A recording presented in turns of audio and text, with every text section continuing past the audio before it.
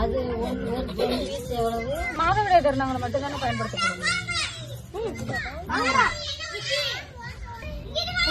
சொல்லலாமா sir? 7 layer வச்சிருக்காங்க. இது என்னன்னா நமக்கு ஒரு நாள் ஃபுல்லா நமக்கு தாங்கும். தாங்குறதுனா இப்ப காலையில வைக்கிறது சாயந்தரம் பாத்தீங்கன்னா இது பாத்தீங்கன்னா காலையில வைக்கிறது சாயந்தரம் வரைக்கும் நமக்கு தாங்கும்.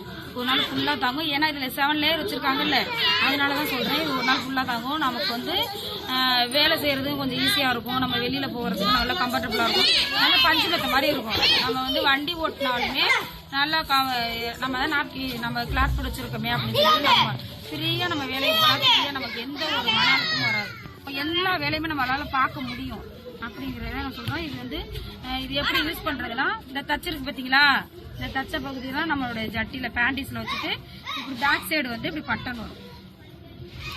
இப்படி பட்டன் வச்சீங்கன்னா நழுகவே நழுகாது. நம்ம சாதாரண துணியை வந்து மடிச்சு நம்ம பேண்டிஸ்ல வச்சோம்னா என்ன செய்யும், கீழே விழுந்துடும் பயத்திலே பாதி பேர் வீட்டில் உள்ள துணியெல்லாம் நம்ம யூஸ் பண்ணோம்னால நமக்கு வந்து வெளியில வந்து லீக் ஆகாது, நழுகவும் நழுகாது. நல்லா கம்ஃபர்டபுளா பேக் சைடு வரைக்கும் இழுத்து விட்டு வச்சுக்கலாம்.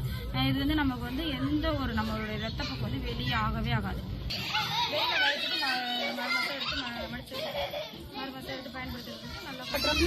நம்ம பாவடை எவ்வளவு நேரம் காயுமோ அவ்வளவு நேரத்துக்கு இது காயும்.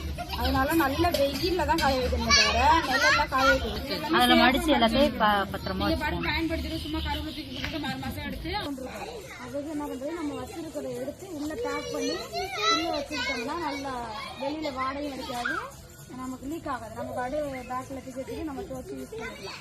ஓகேவா? இதுல வந்து என்ன பயன்படுத்தக்கூடாது